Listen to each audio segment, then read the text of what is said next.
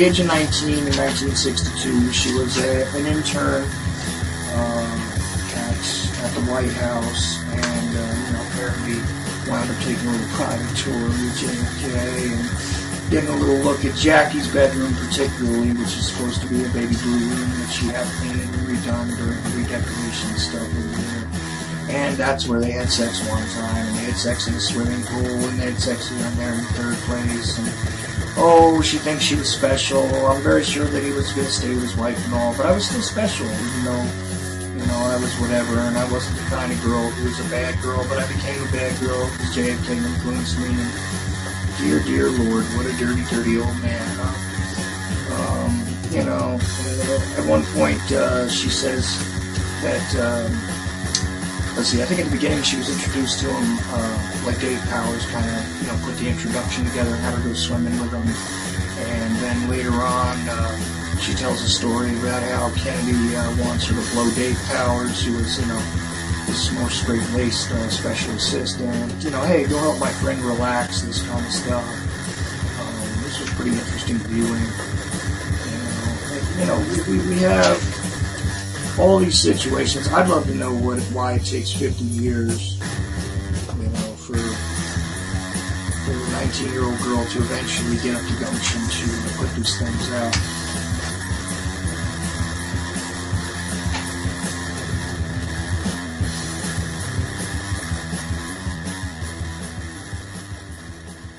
All right, and we are live. This is the Ochelli Effect. I am Chuck Ochelli, also known as the blind JFK researcher in some circles.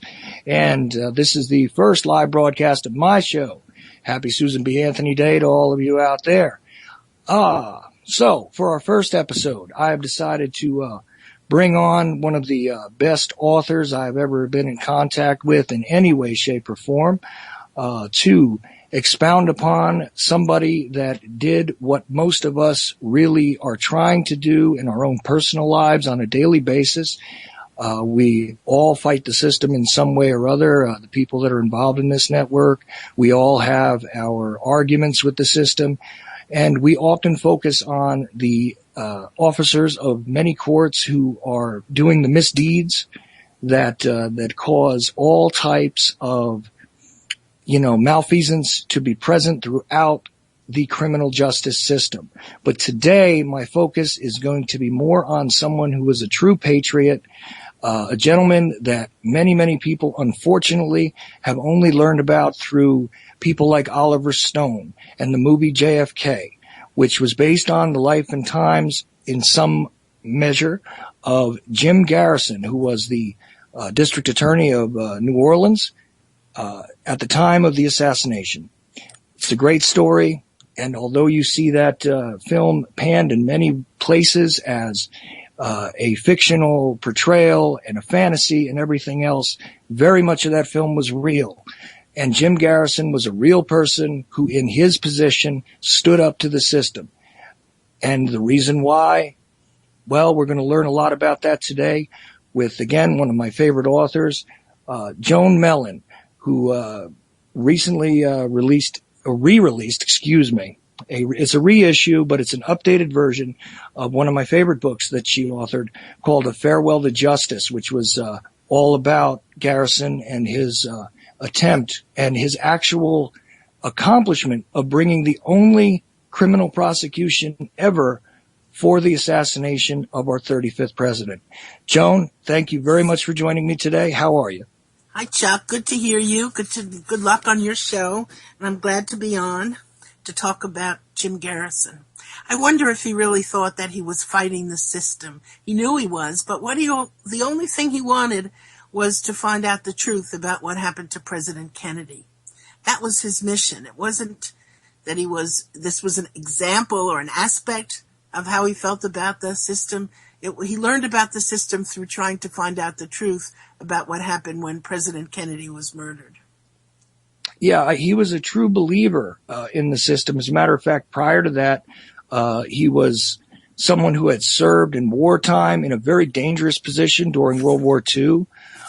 He was really a patriotic individual that believed in this country, the principles that it was founded on, absolutely, completely. And he was definitely not the man that they have attempted to slander in the mainstream media, especially at the time Stone's film was released. And I think that that's what I mean by he was a guy who was fighting the system, because when he found the truth, he had found that there was a big problem in the system, and he stood up with a lot of courage, despite the fact that he was often threatened. He went out there and publicly and in his own capacity, again, as the district attorney there in New Orleans, did what he could to bring about the truth and justice in this case. He did a lot. And I think the best document that I discovered after the publication of A Farewell to Justice was one from the CIA's history review group, which was an internal document not meant for being shown to anyone outside the agency, which admitted that what Garrison surmised but couldn't prove was in fact true. And it says that the records reveal that Clay Shaw was a highly paid CIA contract source. A highly paid CIA contract source. Now, the sentence adds until 1956. But there's another CIA document that is more honest and traces Shaw's service to 1972, which is much more to the point. And I think that what Garrison struggled to prove, unfortunately, came years after his death. But it shows that he certainly deserves a kind of respect that he still hasn't gotten, not in the so-called research community, certainly not in the media, mass media, any kind of media. And I think you'd very rarely hear his name on cable television or network television or at assassination meetings unless I'm there or Oliver Stone is there, or the few people who support the Garrison work, like Dick Russell, Jim Mars, very few people even want to talk about Garrison. Yeah, and the fascinating thing to me has always been that, and by the way, for those who don't know out there, just because, I'm not sure of the level of awareness people have or if they've watched the film, in my audience right now, but just to catch you guys up to speed a little bit, Clay Shaw was the individual that was played by Tommy Lee Jones in the JFK movie, and he was the suspect that Garrison ended up with and actually took to trial. And many of the mainstream historians and even people in the research community who claim that they are in search of the truth often cite the fact that Shaw was acquitted for the murder, for the conspiracy. But the fact is that even in the CIA's own documents as they exist, and those documents were, a lot of them, made public after the outcry from the JFK film.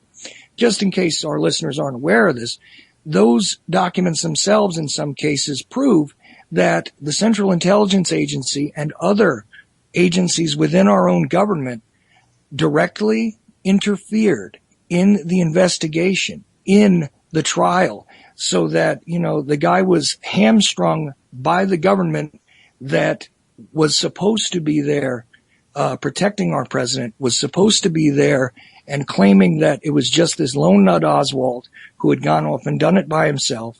And it's almost 50 years now since the Warren Commission report was issued. It's been the 50-year anniversary just went by of the assassination. But 50 years after that lie was published, they are still in denial over the truth about what happened. And Garrison came very close to it, despite the fact that he had been hindered by the very government he was attempting to serve. Well, he was attempting to serve the truth about what happened to President Kennedy. I don't think he felt that he was serving the government. He was serving his constituents. He was serving the people of Orleans Parish.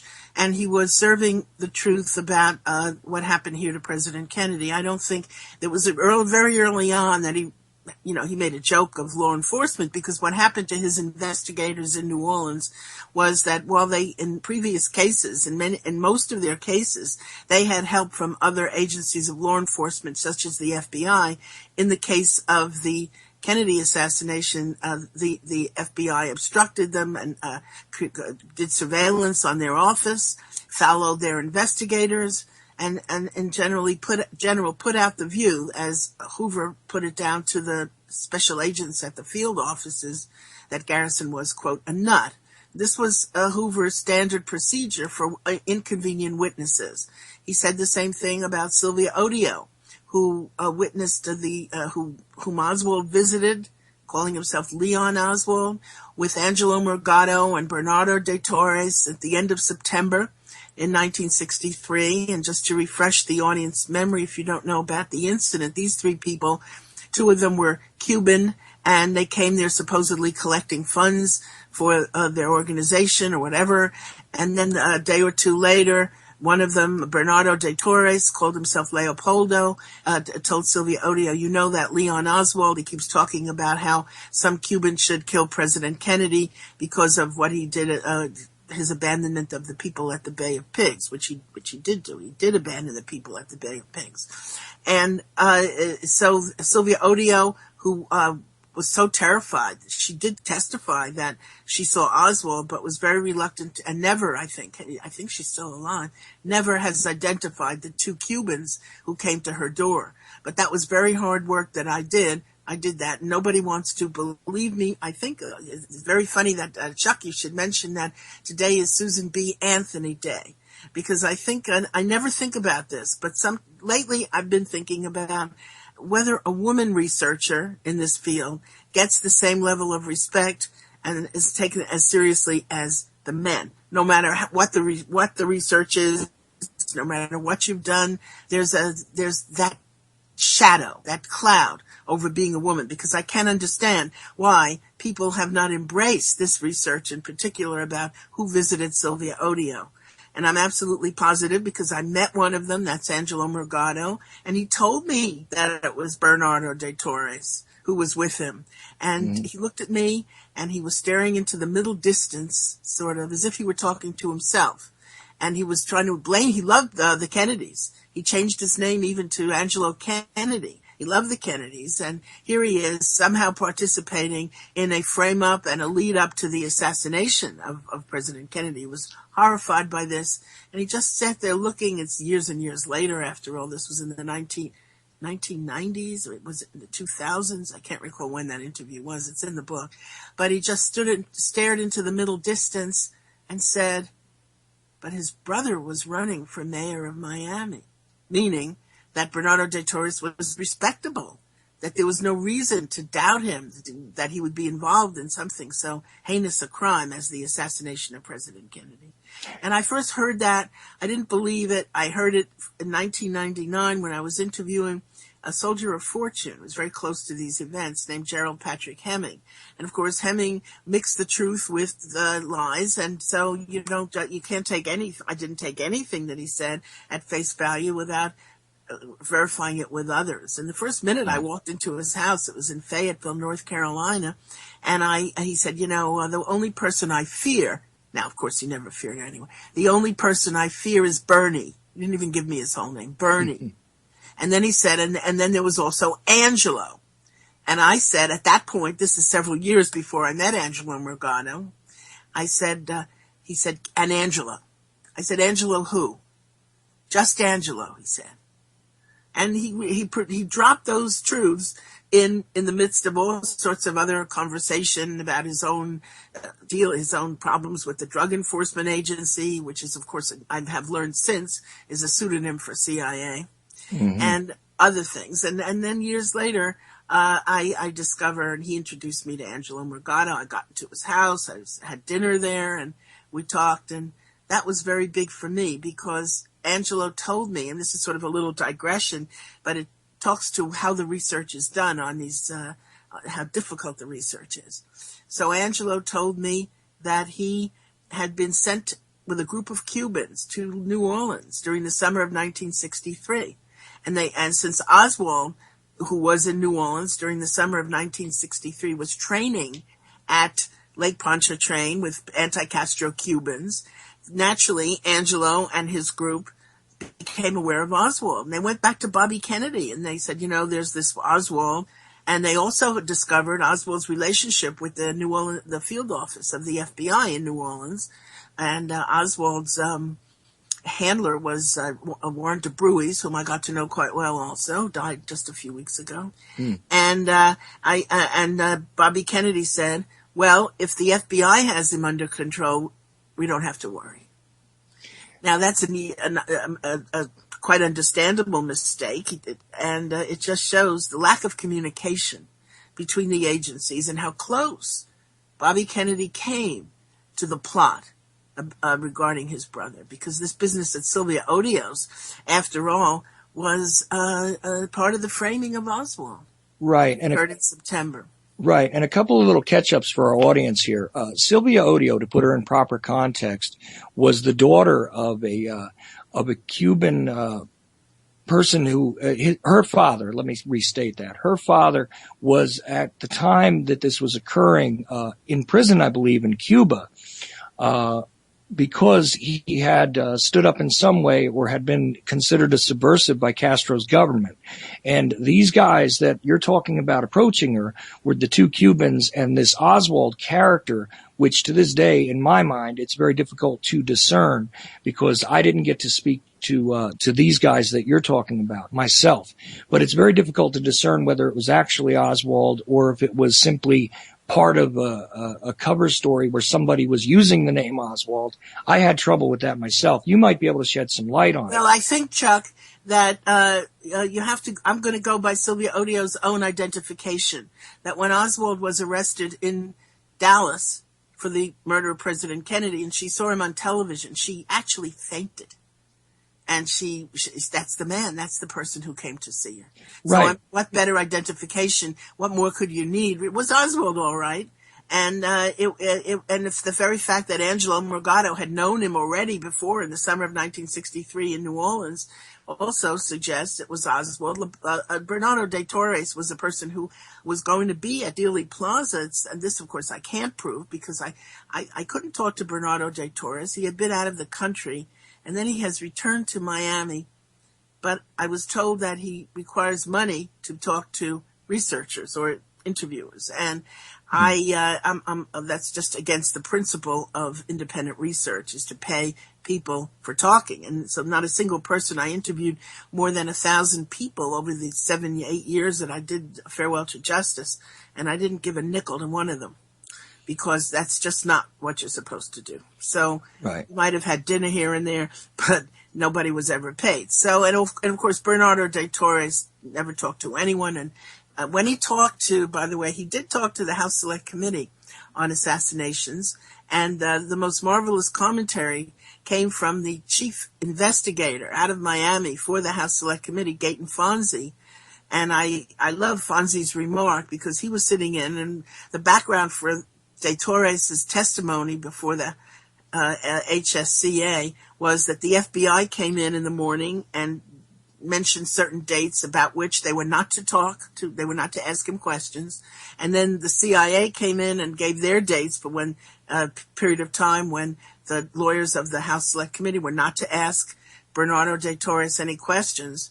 And so Gayton Fonzie, listening to all this, what Bernardo de Torres finally said, to listen to him, you would never think that of all the 100,000 or whatever Cubans that were in Miami, why they should pick this guy to question. Mm-hmm. And I thought that was really so succinct and so marvelous.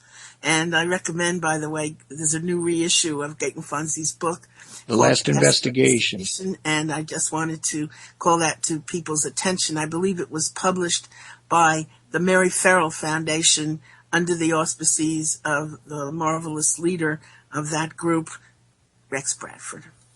Right. And I read the original version of the book myself. I haven't read the updated version.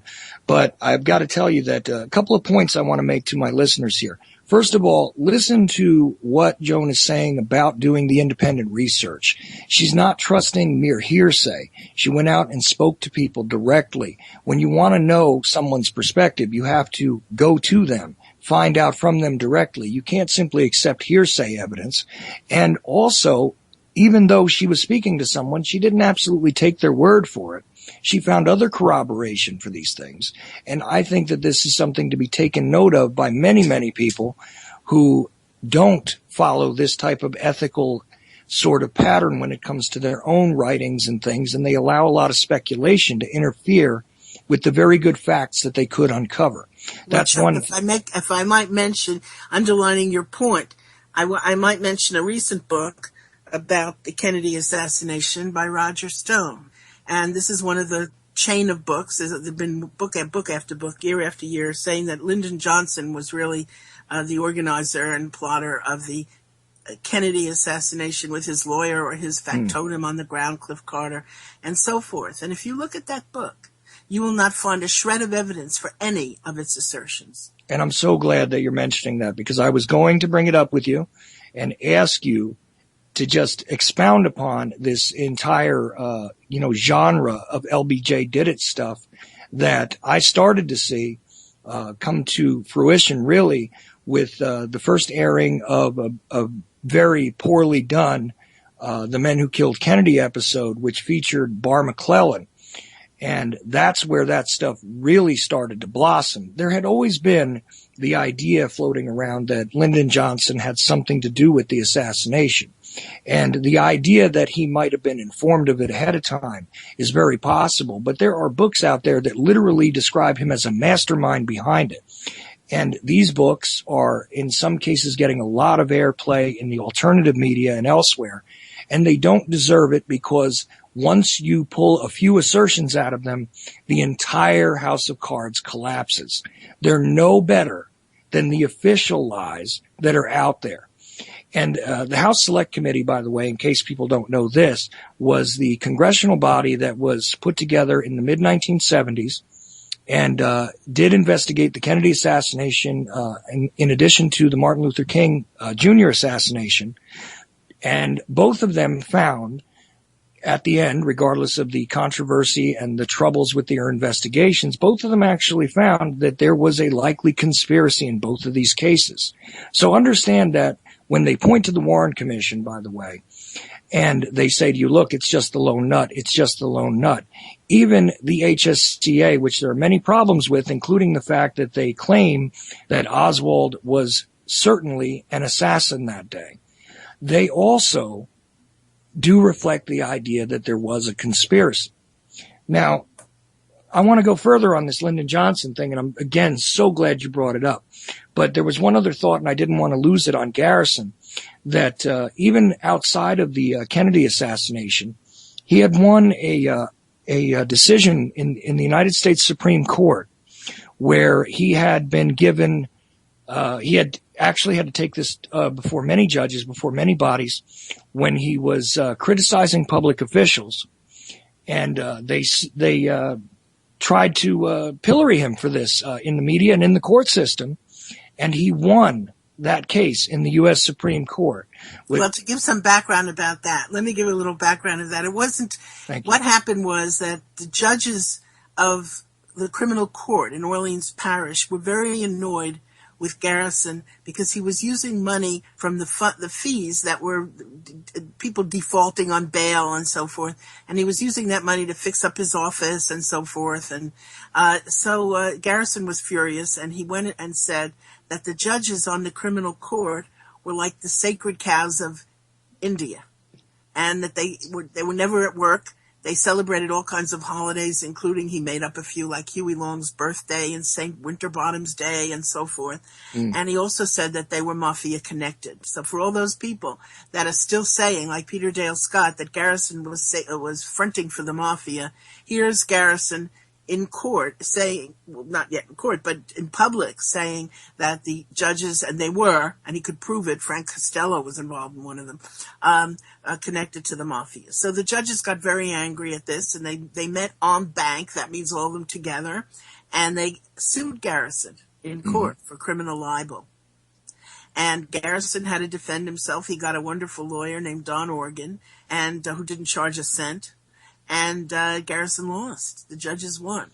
And then he went on appeal, and he lost again.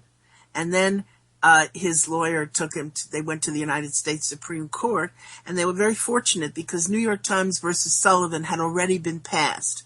And that gave newspapers the right to criticize unless you could show malice. And the Garrison case, which was Garrison versus Louisiana, was an addendum to that and said that you have the freedom and underlined the freedom to criticize public officials.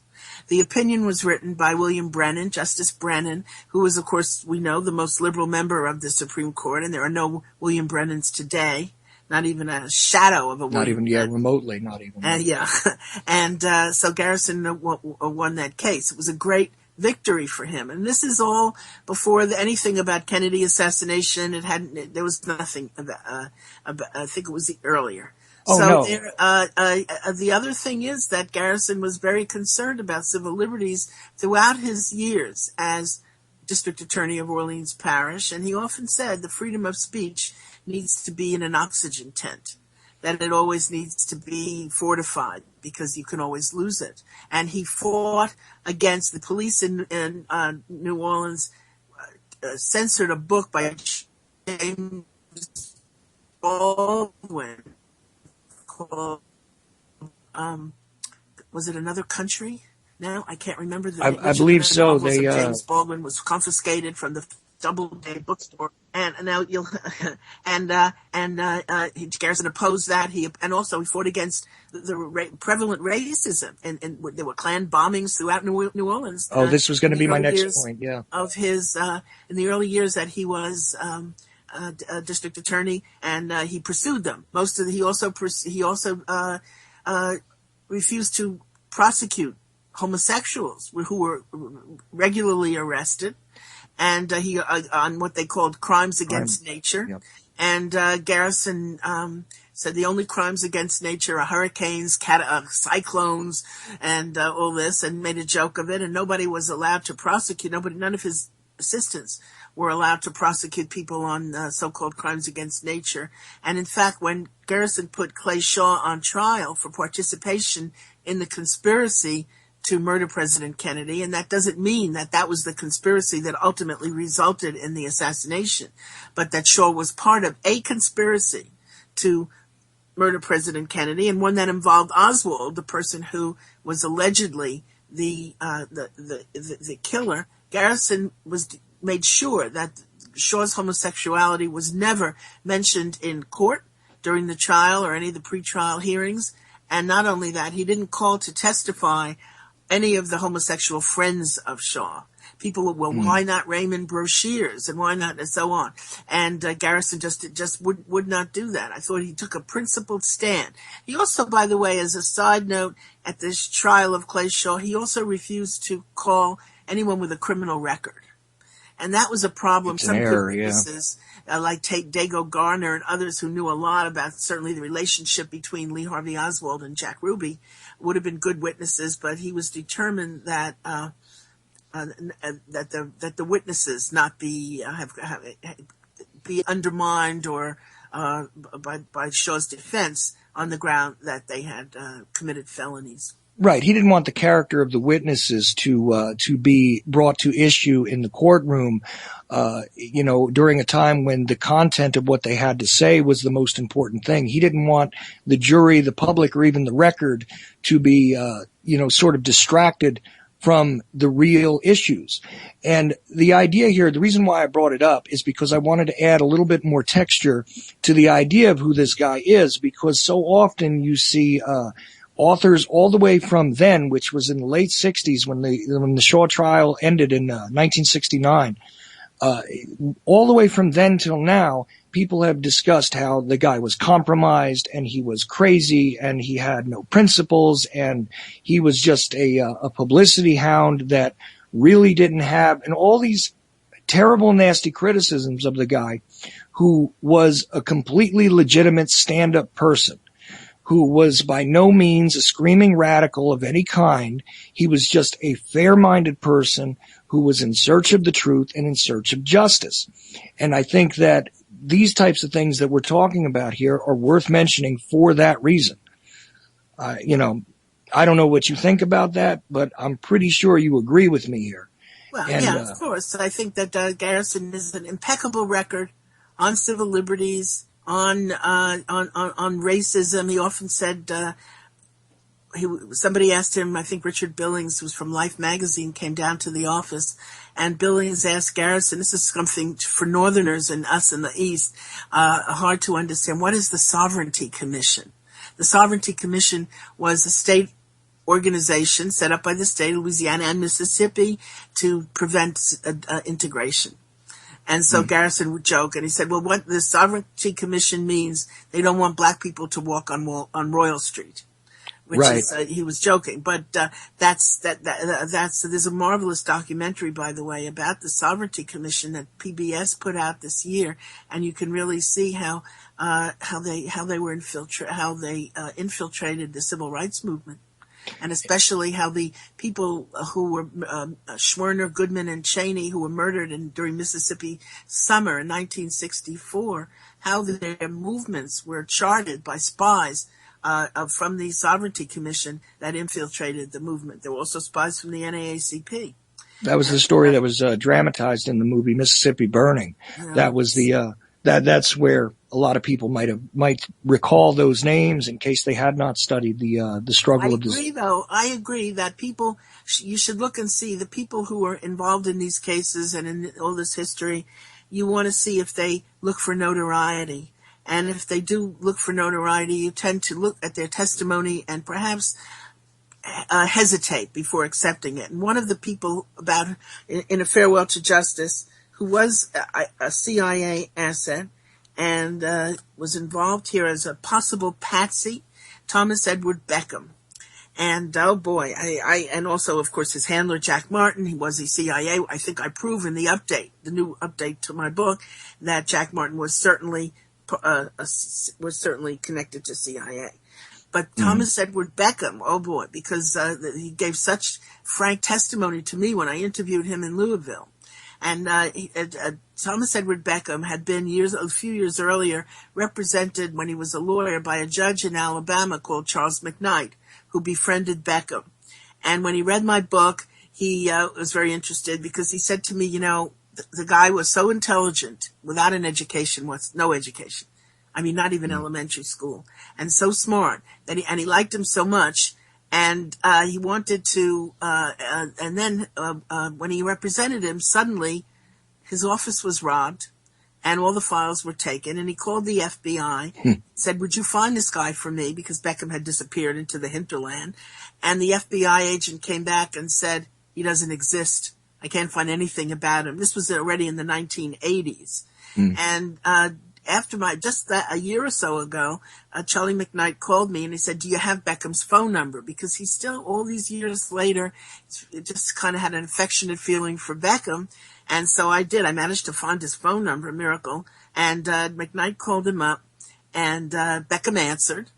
And he said, "You have the wrong number. I don't know anybody there's nobody here by that name." So he didn't want any attention. He was terrified, really, of being, of the consequences of having been so close a witness to the Kennedy assassination. And when I first called in, the question that he asked me was, "Is Jack Martin still alive?" Jack Martin frightened him. So to those who think that Jack Martin was just a drunk who hung around Guy Bannister's office, we can talk about Guy Bannister if you like in a minute, and really was a hapless figure, was a religious fanatic belonging to these some extraterrestrial churches, and of no consequence. It was very interesting to hear Thomas Edward Beckham saying that fearing even these years later, Jack Martin. Jack Martin was dead, and luckily for me, that allowed Beckham really to talk to me, and so I went to Louisville and talked to him. There are so many, and put some in the update to A Farewell to Justice. I put some more information about Beckham, and also about another of his handlers, whose name was Fred Lee Chrisman, and who also appeared before the Orleans Parish Grand Jury. But by that time, Garrison was exhausted. It was almost time for the Shaw trial, and Chrisman just talked his way out of it. These are people who have no scruples about lying to a grand jury. The idea that you don't lie to the grand jury is some fantasy out of the 19th century, I think. We see also just as a slight digression, because you brought it up, Chuck, and that is in the case with the Lyndon Johnson story, Billy Saul Estes, who is the only witness who says anything about Lyndon Johnson and a young man named Mac Wallace being involved in murders. And Billy Saul Estes, when he got out of prison, a second stretch in prison, went before the grand jury in Robertson County and started accusing Johnson and Mac Wallace and so forth about planning murders and whatnot. And the idea that on that, you mentioned that episode of The Men Who Killed Kennedy, which had to do with the Lyndon Johnson story, fatuous comment by one of the so-called researchers who said, well, there's no reason why Billy Saul Estes would lie. Except for the fact that he was an admitted con man, and he admitted he was a liar. He went in on the second trial. He stood before the jury and he said, "I'm a liar, and I exaggerate and I brag." Those were the things, and he admitted, as if he were trying to disarm the jury with all of that, and to use him as a witness for anything. I mean, this would not hold up in any court of law, and it shouldn't hold up in the court of history. Now, history allows hearsay, if you have to have it, in a way that a court of law doesn't. But it has to be presented, I think, with a caveat. And the caveat is this is hearsay. We only such and such witness said it. So and so claims. But in the case of Billy Saul Estes, I also have come to believe that he himself was implicated in one or more of the murders that he accuses Mac Wallace of having committed. Right. So it's a mess. And this is the only evidence, getting back to what we were talking about before, about the Lyndon Johnson did it a story. This is the only evidence. And if you call, and it's not evidence, the only thing that they could point to. Now, I want to go back, if I may, to the whole issue of how this happened. This Lyndon Johnson did it book after book, year after year, whether it's Bar McClellan, whether it's Roger Stone, whether it's the Men on the Sixth Floor, whether there are a whole bunch of those books. And Phil Nelson is another one, many of them. Right, and it's a great study in how quite often these distractions are sort of propagated by certain individuals who really just want to give you something to keep you away from the truth. And I think the linchpin in all of those terrible stories that have come out that are just absolutely based in nothing, the linchpin has been for these people that, well, Mac Wallace was there that day, and the reason is they have this particular piece of evidence, and you and I had discussed this nowhere on the air anywhere, but I know what it is that we're talking about here, and I really would love to have you talk about that as well. So please, let's not forget to mention that one piece of evidence and what it is. I want to talk about where this comes from in general. That is the historical overview of the Lyndon Johnson did it. And I think that what we have found, Jim Garrison, of course, set us on the path to looking at CIA in particular, but also other intelligence agencies cooperating in plotting the assassination. And Garrison, of course, this has been said many times by me and others, didn't care who the shooters were. What he cared about was whose idea this was, who was the plotter.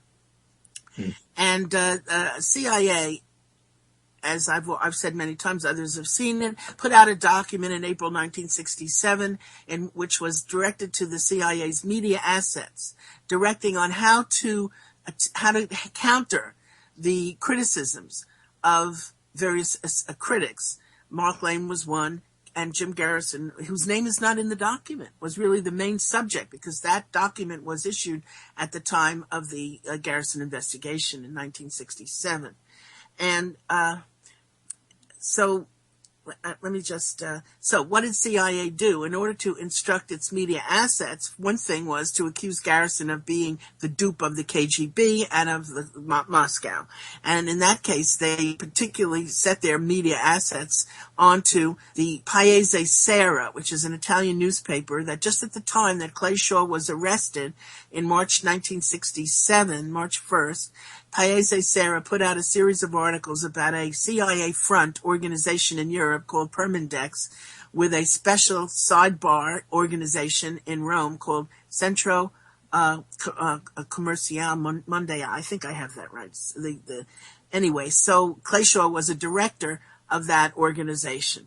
So here he is being the director of a CIA front organization at the time, on the board of directors, at the time that Garrison is looking into exactly what Shaw's CIA connections were.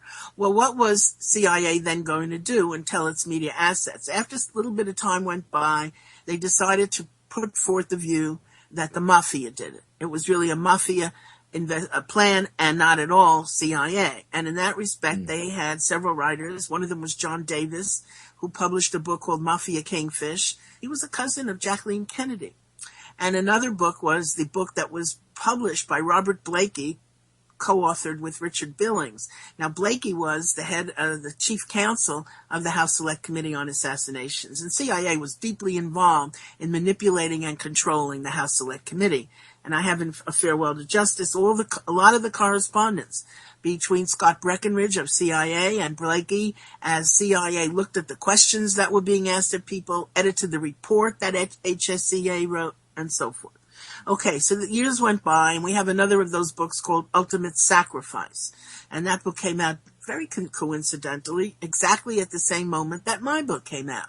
So if I was going to say that Garrison was right and the CIA was behind the assassination in some way, here's the book by Lamar Waldron and a radio personality named Tom Hartman saying, no, here's the mafia right there. Well, years went by, and this mafia done it idea sort of wore thin, and people began to ask, how could the mafia have orchestrated the cover-up?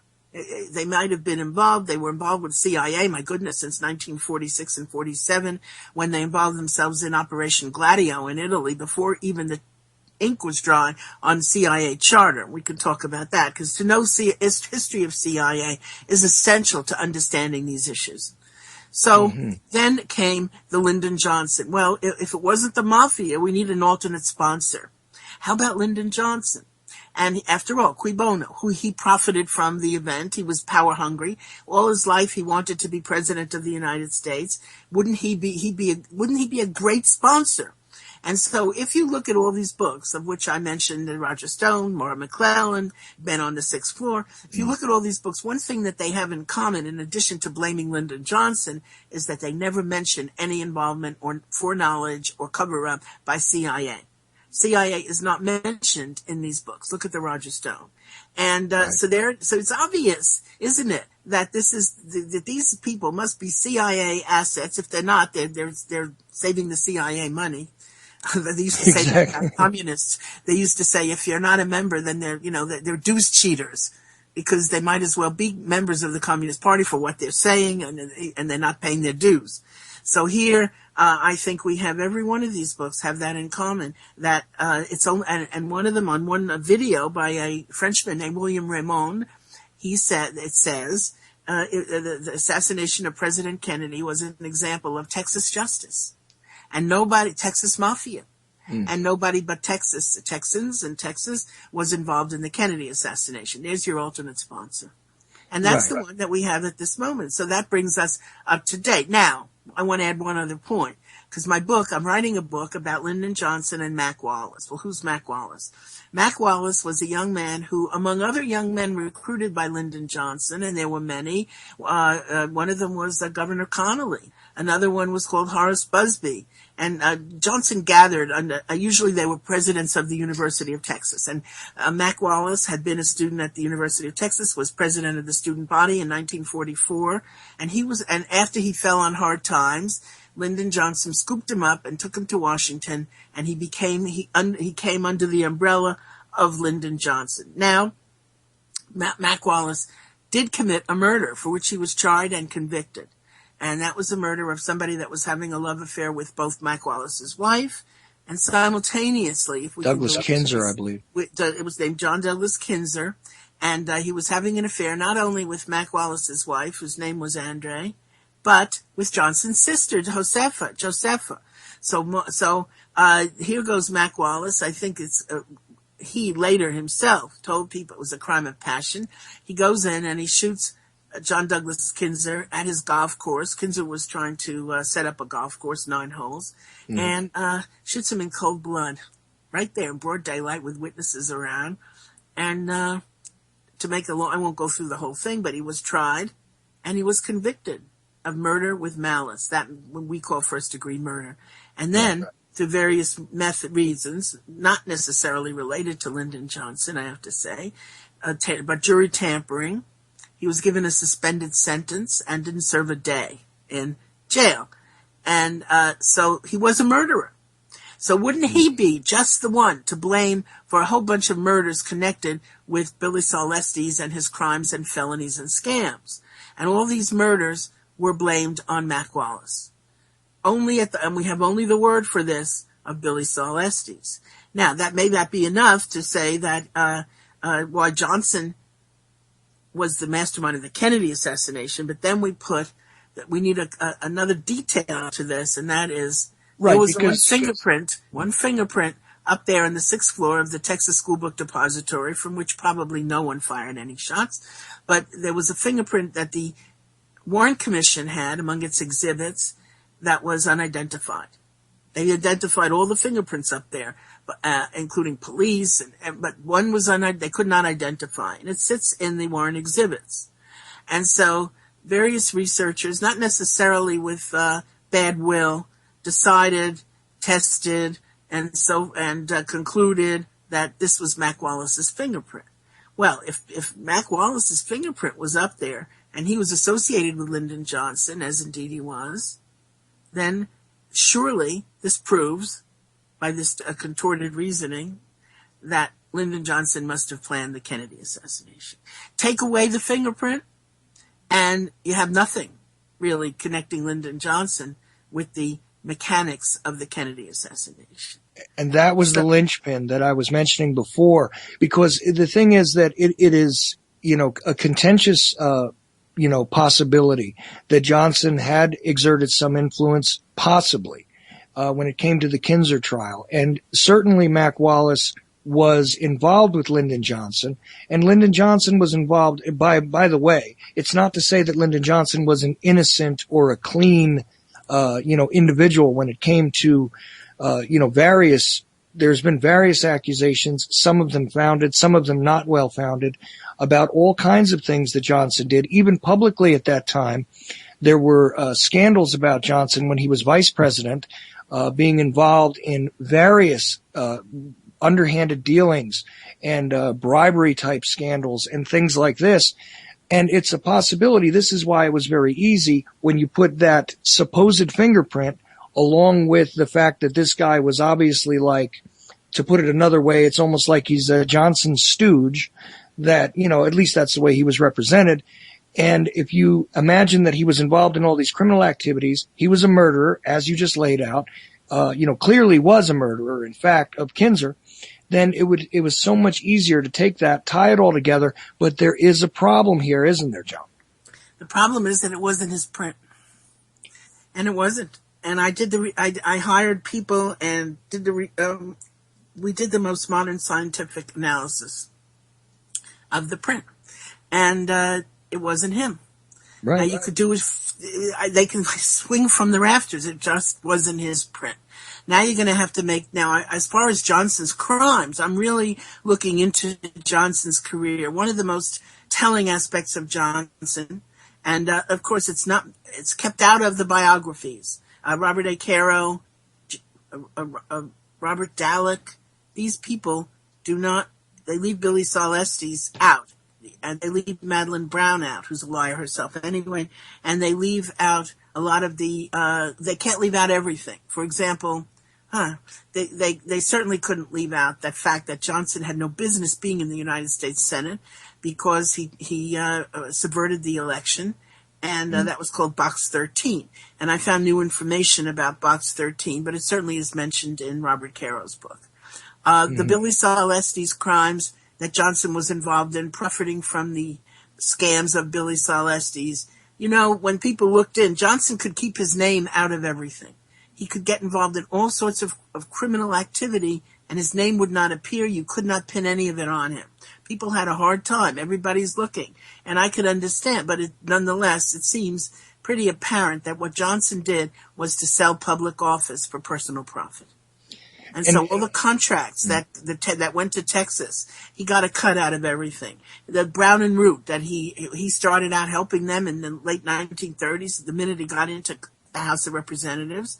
And in the second phase of the Marshall Ford Dam, not the first, but the second phase, this is what made Brown and Root. They were nothing before that. And to top it off, Brown and Root, through Johnson's efforts, Johnson got on the Naval Service Committee, Naval Affairs Committee, the minute he got to the House, with the help of Franklin Roosevelt, who Johnson managed to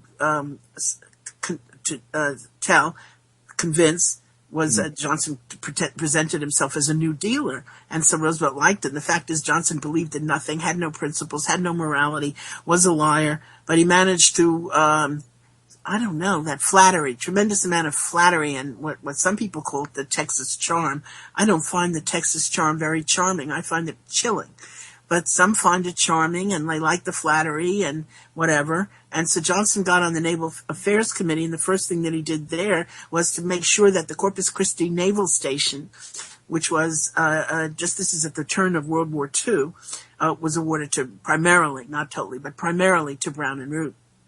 They had never built a military. Now, after that, they built many, many military bases, but they never had built a naval base. They never had built a ship. They suddenly became shipbuilders.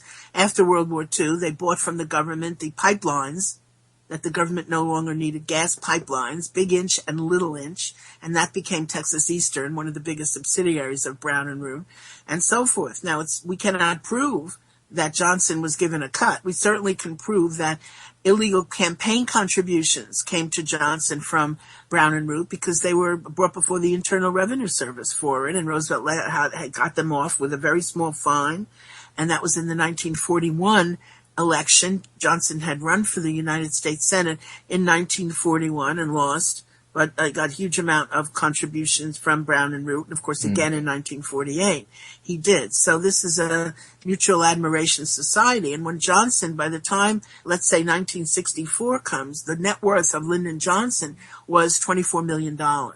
Now when you think, and he did many scams, many, but when you think that President Kennedy was considered a rich man, only had $10 million, you can see what enormous efforts that Lyndon Johnson made to feathering his nest. And he was a master actor, tremendously shrewd. And he had people like Bobby Baker, and he had people like Billy Sol Estes and others to help him along. And of course, in those days, in Texas, as in Louisiana, you could give campaign contributions anytime. The person didn't have to be running for office. Right. Which is incredible. So then you could call any kind of gift that you wanted to give a campaign contribution. All sorts of methods that they had.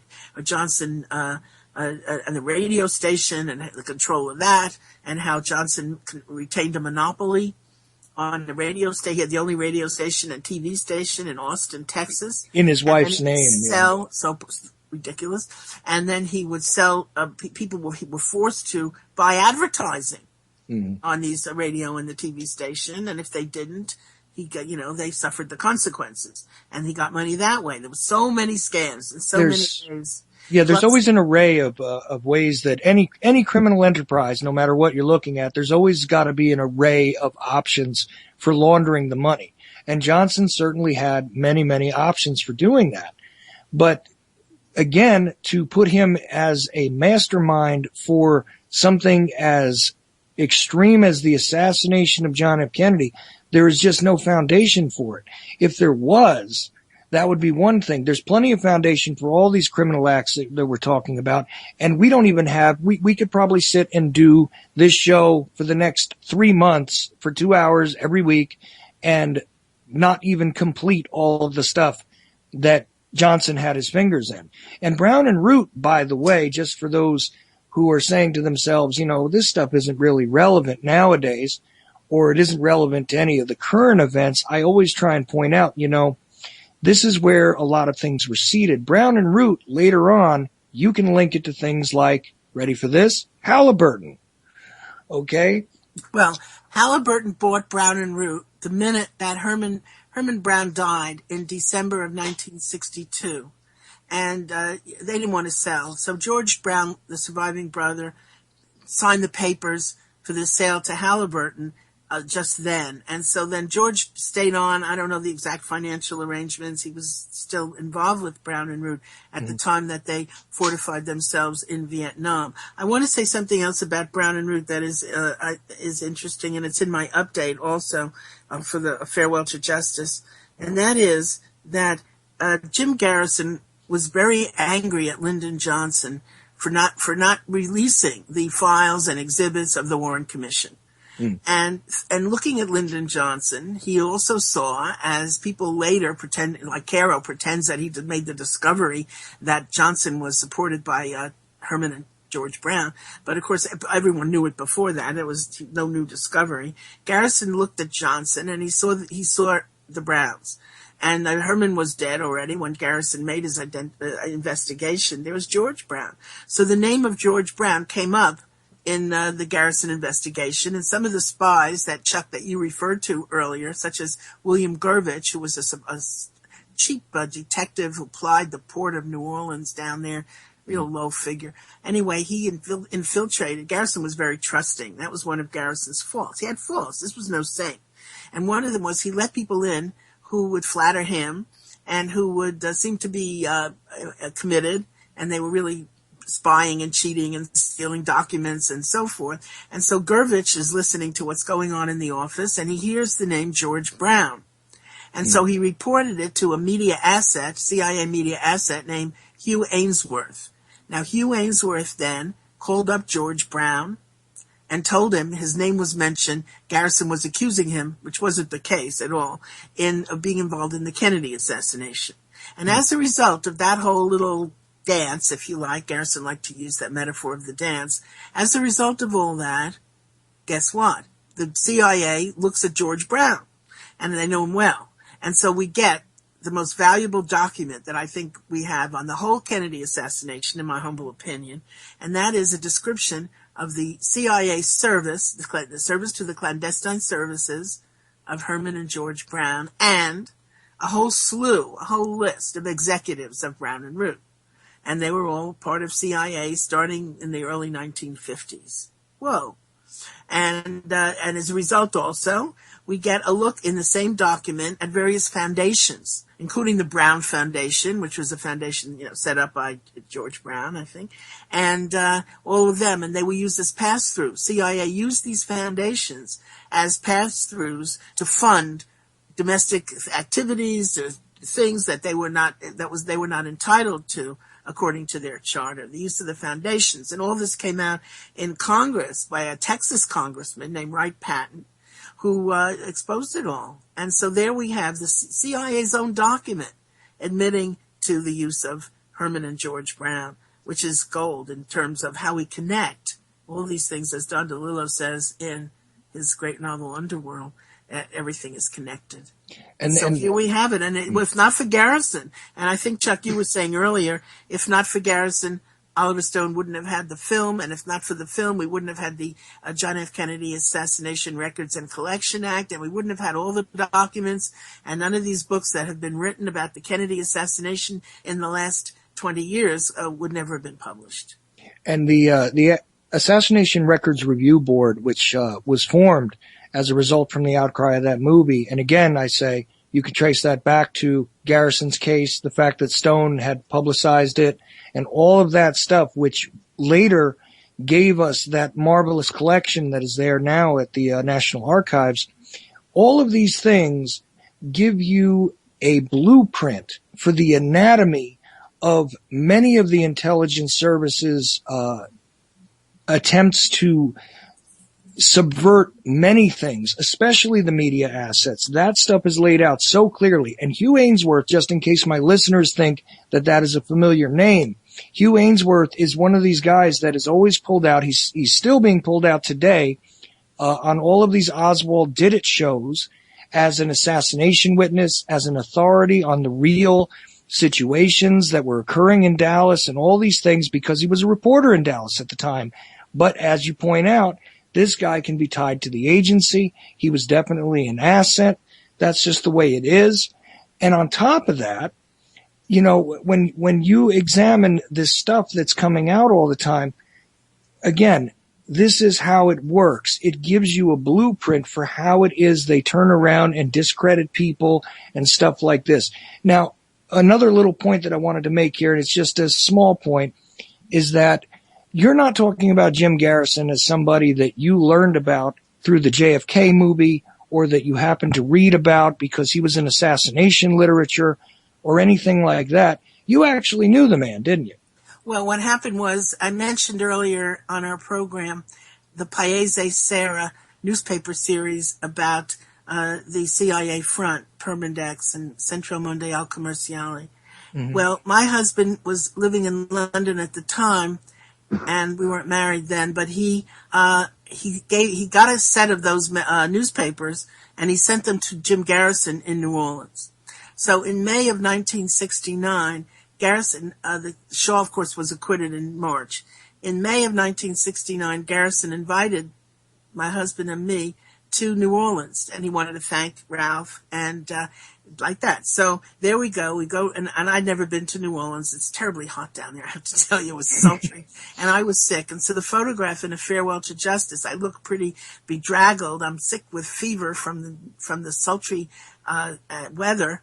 And Garrison is, and my husband and I are sitting in the hotel room, and Garrison is talking about the Kennedy assassination. And the blinds were bothering me. The sun was, so somebody working for the hotel came in to fix the blinds, and he said, "Hello, Mr. Garrison." And I found that surprising. By the way, at the hotel, it was the Hotel Monte Leon on Royal Street, and Garrison registered us as Mr. and Mrs. Lyndon Baines Johnson, which is really very funny in the light of everything that has happened since, even funnier. But when this man said hello, I said, well, gee, how come he's saying hello to Mr. Garrison? I had no idea. And then when we walked in the street, we were going to the Garrison's favorite restaurant, which was called Moran La Louisiane. And people in the street, especially black people, are saying hello to Mr. Garrison. And I did not know that he was district attorney, which he was. He'd been reelected, in fact. Did he? No. He was running for reelection because the election was probably that autumn. You would not know that he was district attorney except for people are recognizing him in the street because he's talking all the while about the Kennedy assassination. And I thought that was all he cared about really was the Kennedy assassination. Well, I knew Garrison's ambition in life was not to be a district attorney or a lawyer or any of this. He wanted to be an author. And so he was writing manuscripts and books about the Kennedy assassination and novels, and he would send them to me, and he wanted to talk 3 hours at a stretch. And those who know him, like, say, Vince Salandria in Philadelphia, people who have been his friend, know that he could talk for hours and hours. You didn't say a word, and he's talking about his writing and what he's thinking and what he's doing. And this went on for some years. And then in the early 1970s, when he was charged by the federal government for taking bribes from pinball operators, illegal pinball gambling interests, and he was on trial and he was framed. It was clear that he was framed. And I thought, well, this would be a great subject for a book. I want to write a book about Garrison and what happened to him, and all this. Of course, Garrison was acquitted both of taking the bribes, and then he was tried again by the Internal Revenue Service for not paying taxes on the bribes that he was acquitted of taking. Yeah, most interestingly, he was acquitted of the tax evasion on the bribes that had already been established in a court of law he hadn't taken. That was the fascinating part of that for me. Yes. So anyway, I thought I'll write this book then, and then I just didn't. I didn't know how to write a biography. I certainly didn't know enough about any of this. So, I didn't start then Garrison. So I saw him again. The last time I saw Garrison was in 1987. And Oliver Stone was working on his film, and he was very happy about that. He was going to play Chief Justice Earl Warren. Garrison played Earl Warren in the film, which he thought was funny. And so he was very, but he was just the same in 1987 as he had been in 1969, talking nonstop about the fact that the brother of Dulles' second in command, General Charles Cabell, was the mayor of Dallas at the time of the Kennedy assassination, and the business with the parade route was a change. Going over this material, that Oswald never fired a shot, going over this over and over again. And then he got sick, and I didn't start writing and doing the research for the actual book until 1997. I wrote many, many books since, but during that time. But I didn't start again until 1997. And the first person, two people together, they were afraid to see me alone, I thought. The two people that I saw first were Frank Mignard, who was the coroner of Orleans Parish for many, many years. He was the only white man that got reelected in later years. But Frank told me that when he would go into the house of somebody, collect a dead body, he was the coroner, he would see three photographs in the black people's homes. There was, predictably, Dr. Martin Luther King Jr., there was John F. Kennedy, and there was Jim Garrison. These are the people that were most admired. And so Frank told me that, and Lou Ivon was the other person that was with him. And they began to tell me about Jim Garrison, what he was like and his life, and he was funny. I think one of the things that I missed in the Oliver Stone film that was the humor of Garrison, that sardonic irony. And I love the line, my favorite line, it still is, the line of Garrison where he says, he's talking about in his investigation and being in the investigation, and he said, I thought I was living in the country I was born in. And the country that he was born in was a country with civil liberties, with justice under the law. And you don't have a country, for example, in which when he charged Clay Shaw with perjury after the Shaw trial, it went into federal court, which it had no business. It was a state of Louisiana matter, perjury. It's not a federal crime, but somehow it got into federal court, and it was dismissed because Shaw lied on the stand in the trial, and he said that he didn't know Oswald and he didn't know David Ferry. And we have like 10 witnesses or more. There was some that didn't appear at the trial, black and white, who said that they saw Shaw, and this is very important, Shaw and Ferry and Oswald driving in a black Cadillac up to Jackson and Clinton, Louisiana, north of Baton Rouge. And Oswald had gone up there in Clinton to register to vote. And we had to try to figure out what Garrison had all the witnesses that he saw that Oswald did register to vote, and his name was in the book of the Registrar of Voters, Henry O. Palmer, and then it was erased. And then the book disappeared entirely the next day. And what happened there, which I try to interview every single Clinton witness who was still alive. I did quite a few. And what happened there was that the assignment that Clay Shaw, who was a very fancy person, a socialite, the director of the International Trade Mart, person who hung out with at Mardi Gras with all kinds of celebrities, whatever, although Garrison said, somebody asked Garrison, do you think that Shaw could ever have been Rex? Rex is the king of Mardi Gras. And Garrison said he would sooner be the king of England, because, of course, Shaw was not exactly reputable. And not only that, but he might have been part African-American, which is not so good. So in any case, they drove up there, and the assignment, so Shaw would never have been in the company of Oswald had he not been on assignment from CIA. And they drive up there. The assignment was that Oswald get a job at the insane asylum, which is really what it was, the East Louisiana State Hospital at Jackson. And he went up there and he filled out the application, best we can figure out.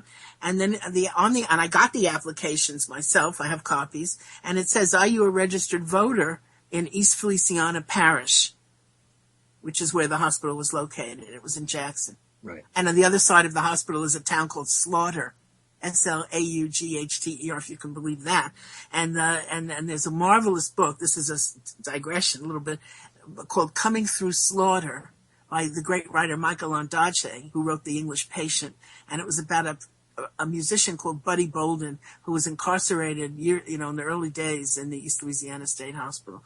All right. So Oswald sees, are you a registered voter? And so he goes back to Clinton and gets online to register to vote. And as we all know, many know, that just on that day, there was a voter registration drive sponsored by the Congress of Racial Equality, CORE, and everybody's in the street. Blacks and whites who don't speak to each other, of course. This is deep segregation. So the idea, as Shaw's lawyers try to say, that this was a conspiracy in which the whites and the blacks conspired to make up a story about Oswald being up there is fatuous, because as one of the black witnesses said to me, Verla Bell, she said, if a person was white, we would cross the street. You don't talk to them. So there was never any possibility of it, but they'd say anything. They were desperate, you see. The Shaw's defense was desperate because Garrison was right about everything, really. And I think all I want to say that updating my book, 10 years, how many years, 8 years after the book was originally published, every document that I found supports Garrison's findings. Everything that he said that Shaw was involved in a conspiracy, we have that document that he was a paid contract source. I want to repeat that. Highly paid, highly paid. And this is amazing. And I gave out that document. In fact, I printed that document in a little book that I wrote about George de Mohrenschildt. George de Mohrenschildt was Oswald's handler in Dallas and Fort Worth. And even though it didn't, like, what is this document about Clay Shaw doing in there, I wanted to make it public as soon as possible. That book is called Our Man in Haiti. And it has a set of documents at the back, some of them from military intelligence, some of them from CIA, because you want to show the documents and show people exactly what the sources are. It's extremely difficult to, if you have the documents, God bless Oliver Stone. God bless the people who, Bill Clinton, although I despise his politics and his wife's politics, but my goodness, if they met in palmier days, shall we say. These are not the days of Barack Obama and the drones. In those days, that they would let a John F. Kennedy Assassination Records Collection Act get published and 5 million documents get released to the National Archives, and we can write these books and we can see sometimes traces of the truth, sometimes actual truths. And if you just sit and we have to wonder, even I've said this years ago, where are the mainstream media? Where are researchers like Robert A. Caro and others who are never to be seen in the archives in Maryland looking at these documents and trying to figure out what the assassination was about, which is why we get in Caro's latest volume the Standard Warren Commission lie that there were only 3 shots in Dealey Plaza on November 22nd. It's shocking, actually, quite shocking. And but I think that if you want the Pulitzer Prize, if you want the National Book Award, you have to write that. You have to write that there were only 3 shots. And it's a pity that the truth is not the motive of these authors. Very sad. And Johnson has really gotten cover from these biographers because they presented him as credible. Sure, he had faults, sure, so forth, but then they trot out the Civil Rights Act and the Voter Rights Act and the so-called Great Society, right. And they use that as a way of saying they're going to give a balanced view. And I think this is not the place to discuss all that and evaluate all that, but we ought to throw some light on it anyway. I think one of the things I've discovered in looking into Lyndon Johnson, and if the audience want to contact me and help me on this, I'd really appreciate it. And that is Johnson's role in the cover-up of the Israeli attack on the USS Liberty. June 8th, absolutely, yes. June 8th, 1967. Because, of course, it was part of the 1967 war of Israeli aggression against Egypt, Jordan, Syria. If I left out a country, I'm sorry.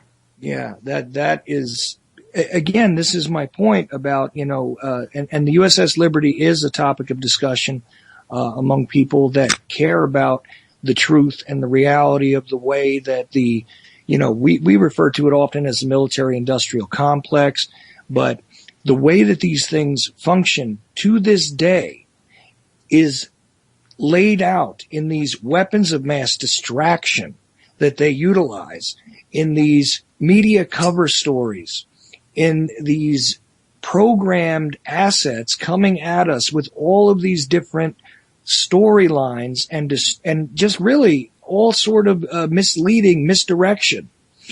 And it's amazing sometimes when you begin to study things for yourself what the difference is between that nonsense and the reality.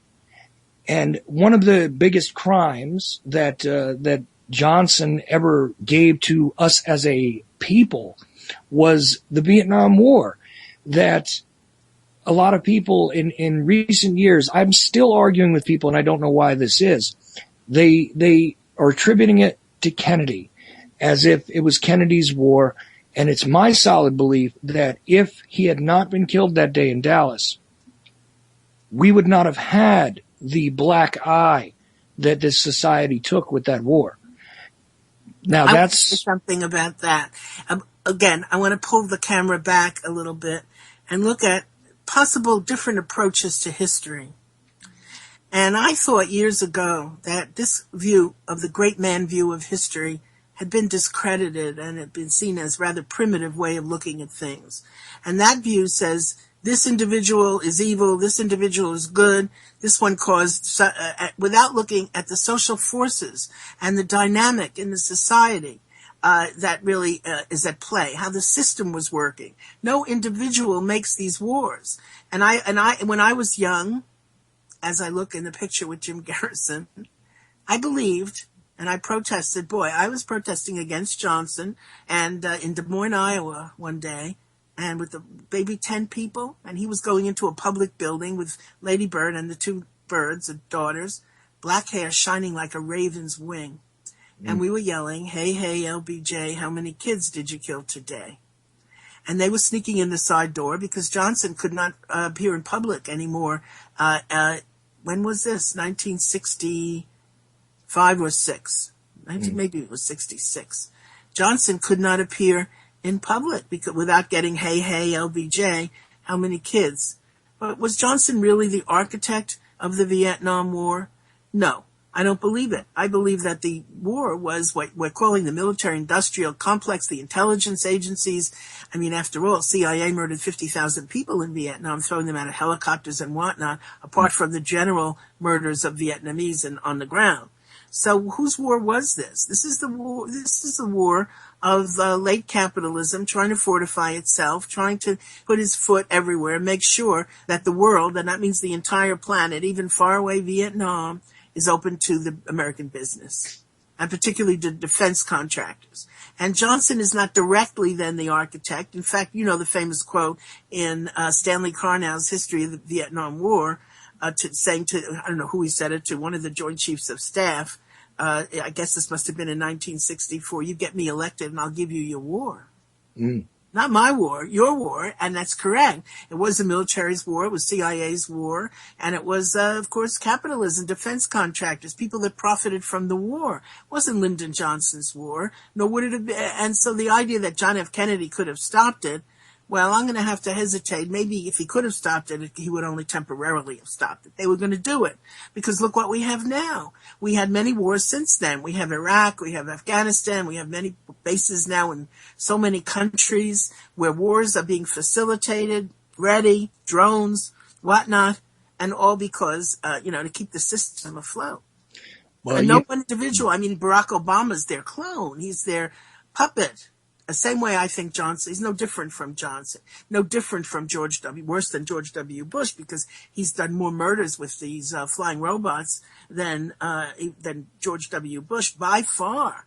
So what does it mean? And I devote a long section in my book about Cuba. Actually, I wrote a book about Cuba at CIA because Garrison made me interested in CIA, set me onto the path of CIA. So I wrote this book. It had nothing to do with the Kennedy assassination per se, except that it's the perpetrator, CIA, is in this, and It's called The Great Game in Cuba. And in that book, I take time out and I look at whether there's any difference between the Democratic and the Republican parties. And what I found, a marvelous quote from the chief legal officer of CIA, who'd been their head lawyer for, many, since day one, named Lawrence Houston. And Lawrence Houston confesses, I think it's to the Church Committee, he testifies, and he says, listen, we, meaning CIA, we put people in both the Democratic National Committee and the Republican National Committee, and we always have. They sure do. It's all the same. And when we look at the voting, part of that book is involved with the head of King Ranch, Robert J. Clayburgh Jr. is a great American figure, I have to say, and he had a ranch in Cuba, and that's how he gets into the book. But Clayburgh voted, of course, in the old days, when they were young, he was born in the late 19th century, everyone in Texas was a so-called Democrat. But once that passed, and they never liked Roosevelt, so once that passed, his brother, who was a congressman, ran on the Democratic ticket. But once that passed, he would vote mostly for Republicans, sometimes for a Democrat. He hated Lyndon Johnson for reasons that I discuss in the book, and I'll discuss again in my book about Mac Wallace. And the same thing George Brown says. Republican or Democrat, it makes no difference. We're interested in the oil. The oil is out there, and he's very frank, George Brown. What did he care? He was so powerful. These people were part of the U.S. military. and the Navy helps them. Who were the partners of Brown and Root in Vietnam? Whether they were under the umbrella of Halliburton or anyone else, it was the U.S. Navy helping them, fortifying them, giving them money. They were part of the U.S. military really since the Corpus Christi Naval Station at the turn of the 1940s.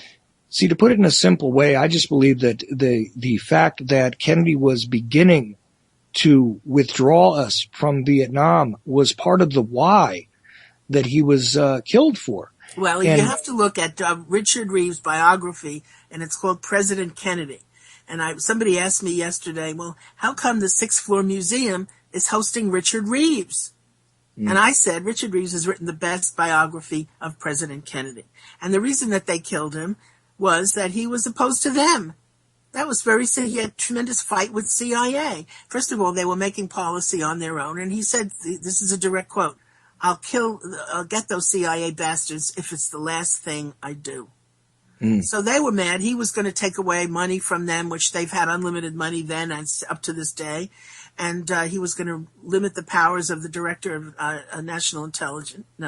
Central Intelligence. And he was doing things. He took away the U-2s. He wanted to take away even the little radio station that they had in the Caribbean called Radio Swan.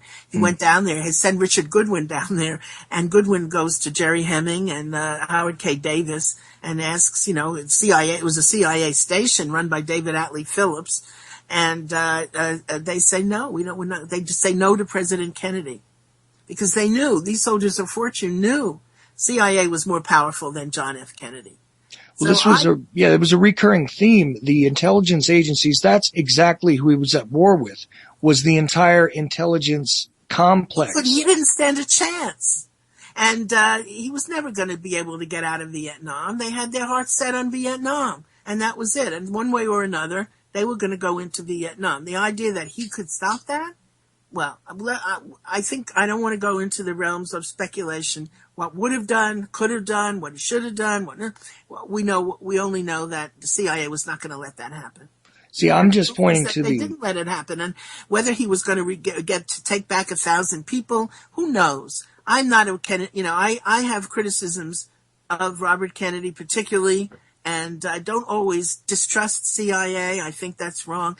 And in the discussion of Operation Mongoose, where Bobby Kennedy was up to his eyeballs in the plots to murder Fidel Castro, for example, I'm going to rely, and I don't care what anyone says about this, on a very honest CIA officer named Sam Halpern. Because Sam Halpern was very much involved with Mongoose under William Harvey, watching Bobby Kennedy.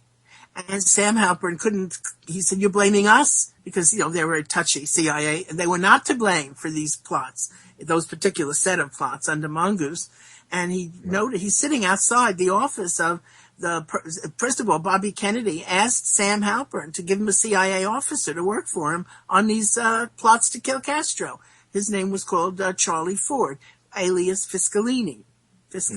So what is Fiscalini asked to do by Bobby Kennedy? To go find mafia people hitmen in Canada to go kill Fidel Castro. Now, this hypocrisy of this, because Bobby Kennedy, the great opponent of the mafia and all that, here he is wanting to, and of course, look for mafia hitmen to kill Castro. Whoa. And I think to lie about this, to attack Sam Halpern, who's telling the truth, and you please look at the internal interview within CIA, which is available at the National Archives, of Sam Halpern talking to two CIA people, and so it's informal, and it's clear that he's not lying. There's no chance that he's lying, and he's telling exactly what he saw. And I think that there are no sacred cows. That's what Garrison said, didn't he, when he was criticizing the judges? The sacred cows. They think they can do anything that they want. And we're talking about a political system. And everybody who's in elected office is part of that system. We're not talking about Eugene Debs here. We're not talking about people who are willing to make the sacrifices necessary to stand up for justice. These are few and far between. Oh, yes. I can't think of that many examples. Debs is certainly one. But at the moment, I'm not prepared with all the names of the people. There are very few. You can find some of them. I think it's a well-known book, which is very weak on the Kennedy assassination, and that's Howard Zinn's book, The People's History of the United States. weak. I mean, and it doesn't even mention the Kennedy assassination. And I think I know why. Howard Zinn, Noam Chomsky, the late Alexander Cockburn, why don't they want to talk about the Kennedy assassination? People often ask that. And I think the reason is that they can't quite see the internal warfare of President Kennedy with CIA. So they see Kennedy, and they can see him this way, as another capitalist politician. Too bad he was killed, but no great loss, see. And in a way they're right, because it's a system we're dealing with. Look at what we've got now. If the system weren't going in this direction, why would we have all these wars that we have now? We shouldn't be at war. And they're actually fighting to keep troops in Afghanistan. And of course, as the New York Times pointed out a week or so ago, the reason that the United States wants to keep so many people in Afghanistan, supposedly winding down, is that we need them to protect the drone base there. Yeah, exactly. And I have to, and this drone thing is really, that's something new technologically in the last decades, maybe in the millennium. That's the gift of the millennium. Horrifying. I want to recommend Robert Greenwald's film on the drones, which is available on the internet, I believe free. Robert Greenwald. Right. Well, and you'll be amazed to see the details of how many casualties, what they call, of civilians and children and elders and people that were killed by drones in Pakistan. Well, right. And I'm not, stating that Kennedy was in control. As a matter of fact, when I wrote an article years ago, one of my statements that people really went after me for was I said that JFK had made the mistake of believing that he was in charge of so many things that were really under the purview of the CIA or other intelligence agencies that were really, truly in control of the war machine at the time. And I have to give my quote. I have to give this quote from Gerald Patrick Hemming. I always give it on every speech. And that is, Jerry said, sardonically, John F. Kennedy, which is what you're saying, Chuck, John F. Kennedy was the last president who thought he could take power. But obviously didn't, but thought he could take power. Partly that was because he was a, rich young man, a person with prerogatives who had everything his own way in life and so forth. But he found out otherwise. Every president since then has better watched himself, because the example was, if you don't, you come up against us, and you're likely to lose your life. You challenge us, and you are liable to be gunned down in broad daylight on the streets of the country that you are supposed to be in charge of.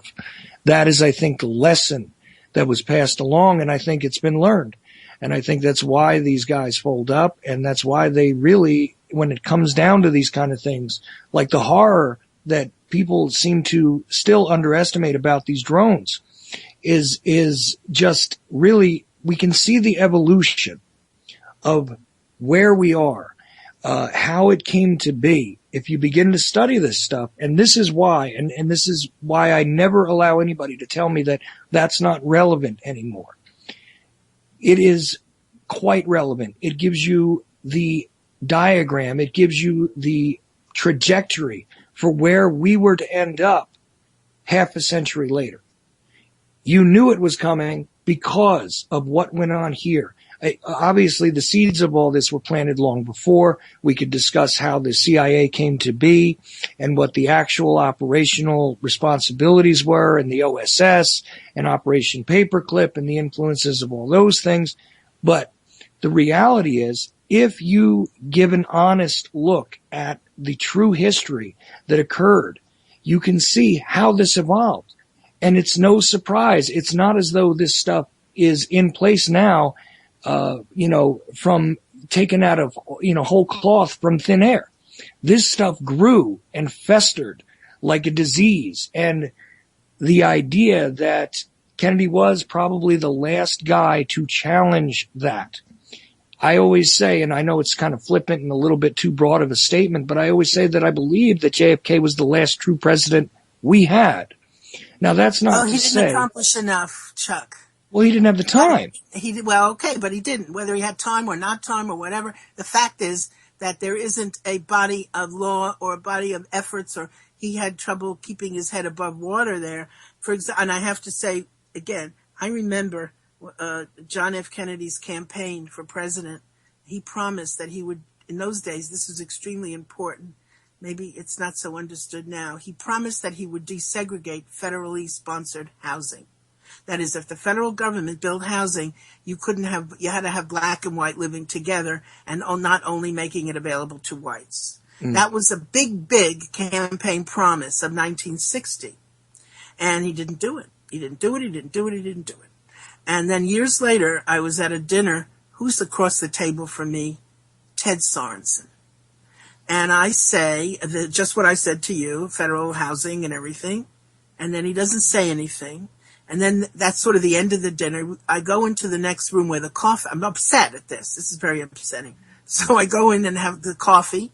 Sorensen rushes out of the room to follow me into the living room where the coffee was, and says he was going to. Now, okay, but that was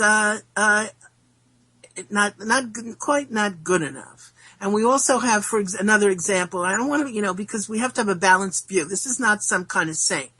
When he was terrified of the Red Scare, even in 63, he was afraid of red baiting and communist, the Cold War. And so he took Martin Luther King, and this is very well known, depicted in Taylor Branch's book, Parting the Waters, which is a biography of Martin Luther King Jr. And he demanded of Martin Luther, outside in the Rose Garden, no one could hear it, not on tape. He said that Martin Luther King had to fire 2 people from his staff because they were communists. Now, nobody was a communist anymore in 1963.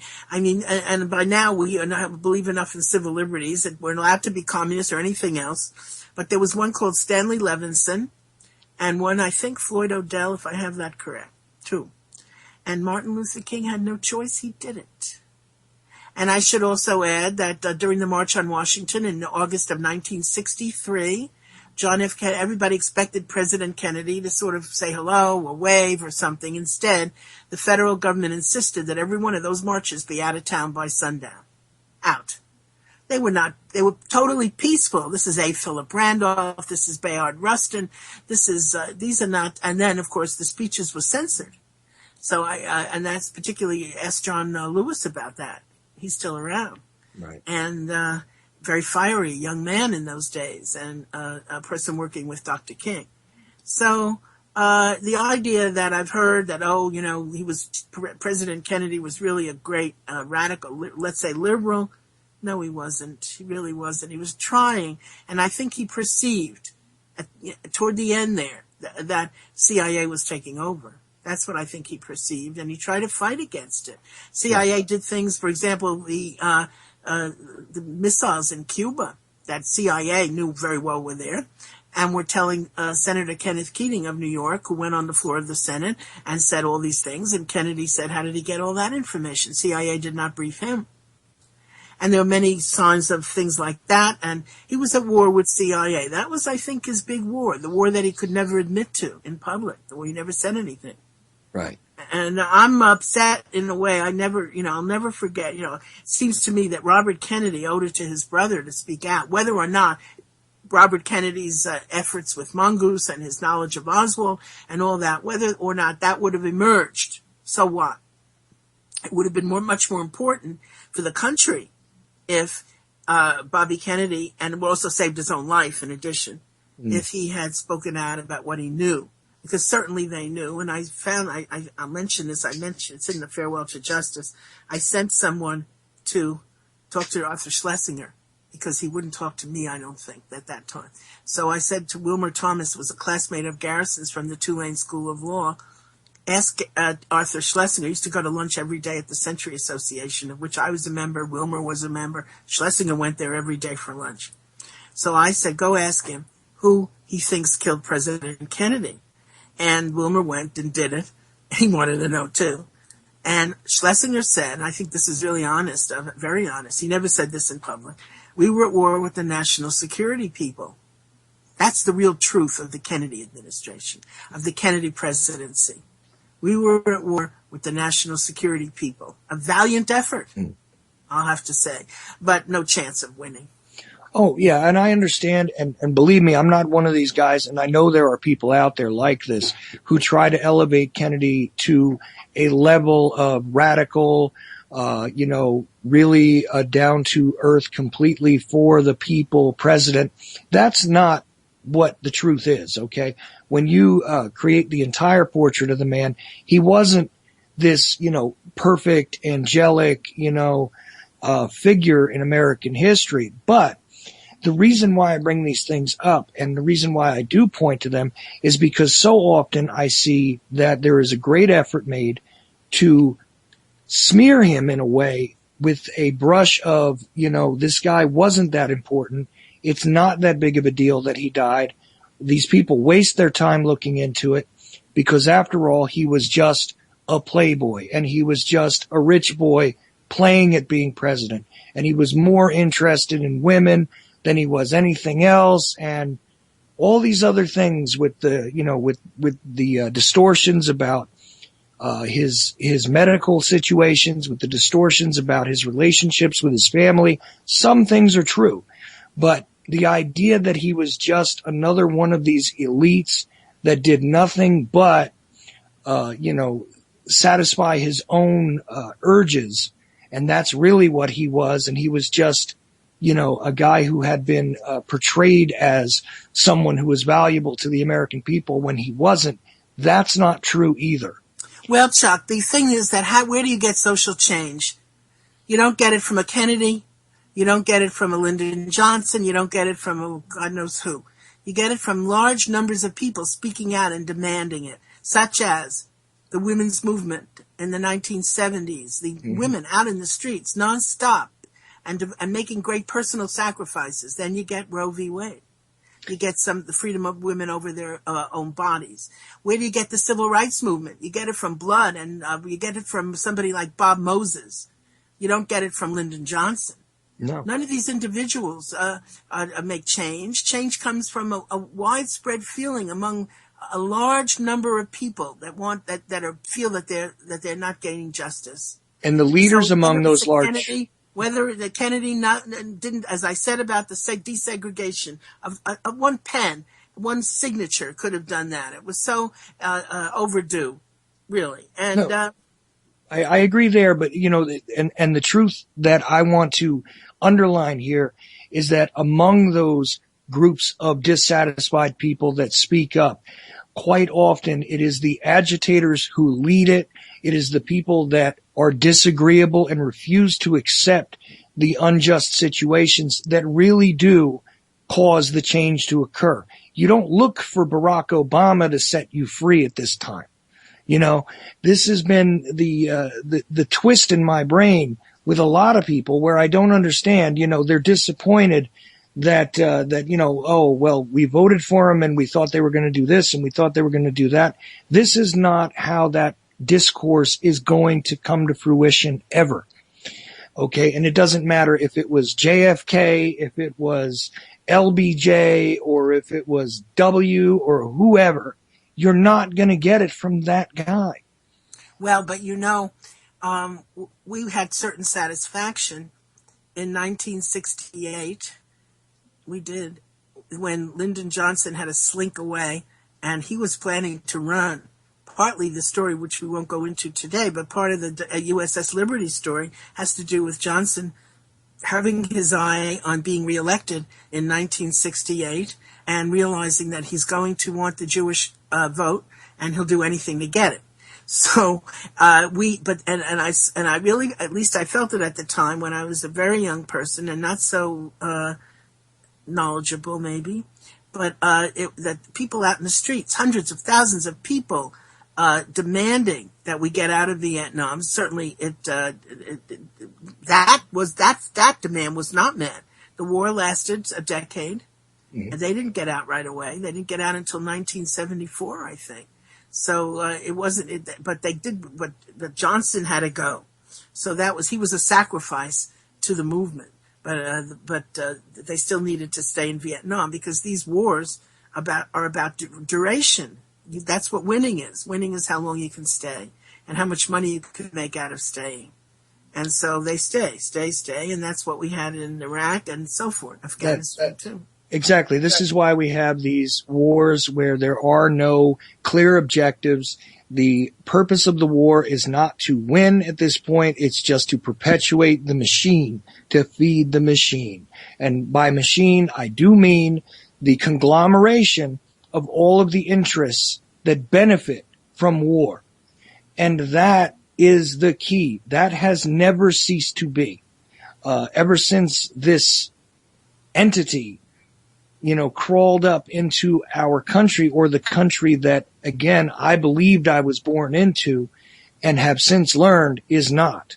And Garrison made that point, and it always stuck with me that, I really do hope that eventually we can return to the nation that we were promised. We can return to that type of society where hope and change are not buzzwords, and there is a real evolution of actual, progress and the ability for people to be people without these kind of things hanging over their heads. And, we're getting close to the time when I'm going to end this, but, we got a little bit of time left. Is there any issues that you wanted to raise that we haven't raised yet? Well, I've been so fascinated with just about every single aspect of all this. It's like, it's amazing. I get ready to say something practically, Joan, and you're already going to it. So I'm like, I don't know if anybody can hear me, but I start to go and I stop because you're going there anyway. It is so relevant. And for the people, again, I can't stress this enough, for the people that say that, that this is a historical event and does it really matter? Believe me, this is not the history. This is more like the current events than you think. And as you pointed out, one of the things that we need to do, I'll add this, is to really look very closely at the structure of CIA. We don't know about it. For example, I only found out recently that in every city where there was a CIA field office, there was also a separate office of CIA's Office of Security. This was as large an entity as the clandestine services. So there's a Byzantine structure which is constantly changing, and the names are changing of the different components and directorates and so forth. And we have to really look. But if the documents, many of the documents somehow are finding their way, they're not filed with the finding aids. It's very hard to get your hands on them, but they're there. And if we look at them, we can really see, what is this organization? How is it structured? Who knows what? How are decisions made? And how big is it, for example? And we can get a better understanding of there was once a book called Who Rules America by a sociologist, I think, called William Domhoff. And we need really to answer that question.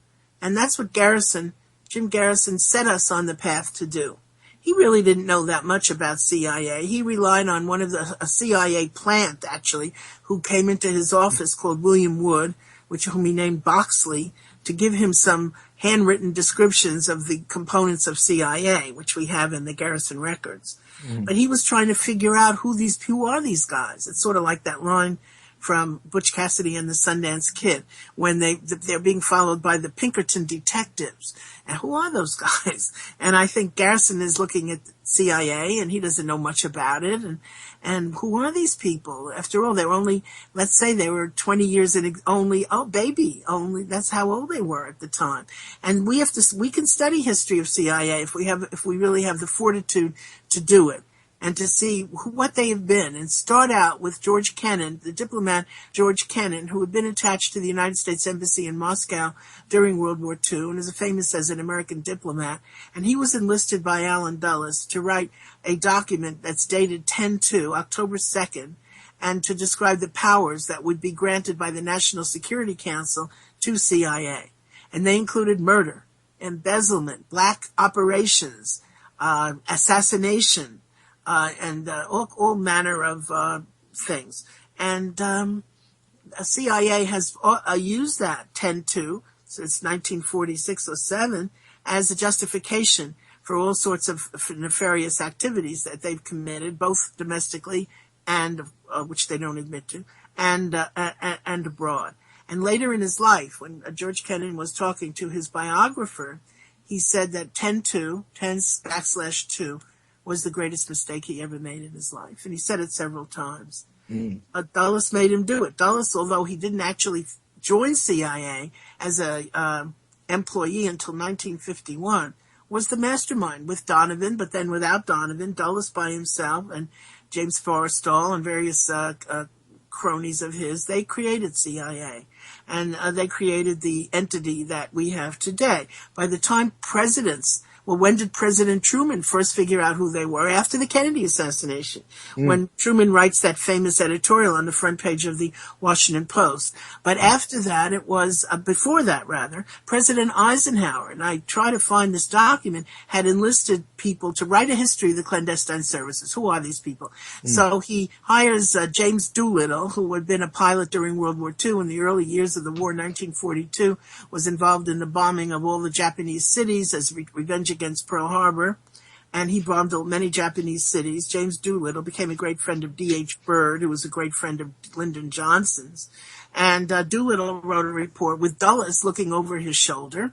And so Eisenhower reads it, and he says, this is not satisfactory. And so he invites David K. E. Bruce, the famous diplomat, to write another report, and it became known as the Bruce Lovett Report. Robert Lovett was the Secretary of Defense under President Truman. You find a copy of an unredacted copy of the Bruce Lovett Report. There's a few pages redacted in Tim Weiner's Legacy of Ashes. All the good parts are missing. There are a few discussions of it in Arthur Schlesinger's biography of Bobby Kennedy called Robert Kennedy's Life and Times. And you cannot find the full report. And I've tried everything, and it doesn't exist. No, CIA can obliterate whole libraries. Let's put it that way. Whole libraries, people, all types of things that they have obliterated over their dark history. One last thing, and this is something that I just completely forgot to get to, and I wanted to just put a little bit of focus on this to add to the character of Jim Garrison.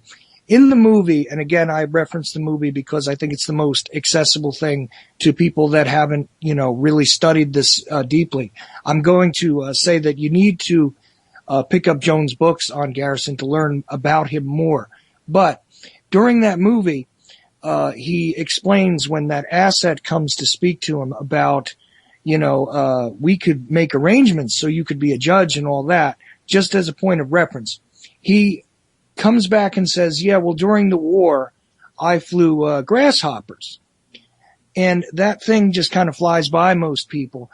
But as a testament to the type of stuff this guy was made of, as a testament to the guts the guy had, would you like to explain a little bit about? Well, yes, in my book, I have a separate book called Jim Garrison, His Life and Times. And this is about Garrison's life independently of the Kennedy assassination, before the Kennedy investigation started. And I have a chapter on Garrison's military service. He flew, as you say, Chuck, the little grasshoppers. These are reconnaissance planes that flew into German areas. And they fought right up against German Fokker, the names are in the book, aircraft, and he was unarmed. He had just a pistol in his pocket. They were so tiny, he had to be, because he gained weight, he had to be squeezed into the plane, and he had and one person with him that was sort of doing navigation, and they flew right, and the Germans are flying all around them, and they evaded them. One point they had to bail out. He almost died. The real life Jim Garrison. Destroyed. The real life Jim Garrison, by the way, when she says how large he was, how tall was he? Jim Garrison, I guess, was 6'6". Right. This is not a small man at all. I believe he was 6. That sounds about right. I know he was very tall. He was tall and big, and he had great courage. And in fact, the United States military awarded him an Air Medal as a result of these flights that he took. And into German areas, and he was very proud of it. He kept it in his office until when he was a judge in the last years of his life, Air Medal. And at the end of the war, he was part of his assignment was to fly to Dachau concentration camp a day or so after the liberation of Dachau by the Allies.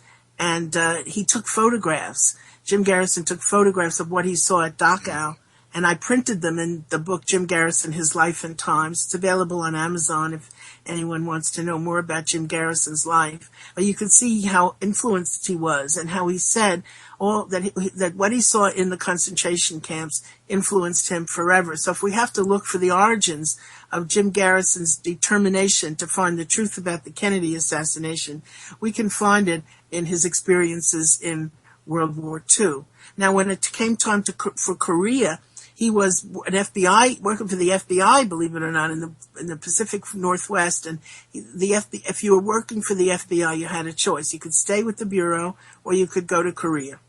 So Garrison decided to go to Korea, and he went, and he couldn't do it. That is, the horror of war was such that he had this, I guess, what we call post-traumatic syndrome. What is it? Post-traumatic stress disorder. Stress PTSD, syndrome. yeah. And he just used to be called soldier's heart in the Civil War, and shell shock in World War One. And battle fatigue. Fatigue. Yeah, that might have been the term when he was in Korea, I think. And he couldn't do it, so he went to the hospital and so forth, and that ended his very short career with the FBI. But he did have a career. He was a perfectly conventional man at that time. And he came back and he wanted to be a writer, and he started submitting short stories, and he started writing books, and he did finally publish, we should add, 3 books, Heritage of Stone, and then his novel, The Star-Spangled Contract, and then his memoir, the final memoir, On the Trail of the Assassins, that Oliver Stone used for the film JFK. That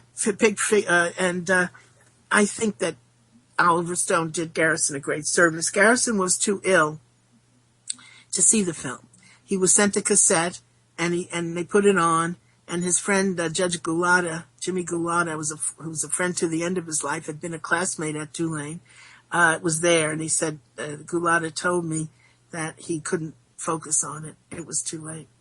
But it didn't really make any difference. He didn't care. Garrison didn't care when the House Select Committee collapsed, when they said it was the mafia, when they disrespected his investigation. He just kept saying, and the Louisiana investigators, L.J. Delsa and Bob Uris, were horrified with what the U.S. government was doing, what Blakey was doing. Mm-hmm.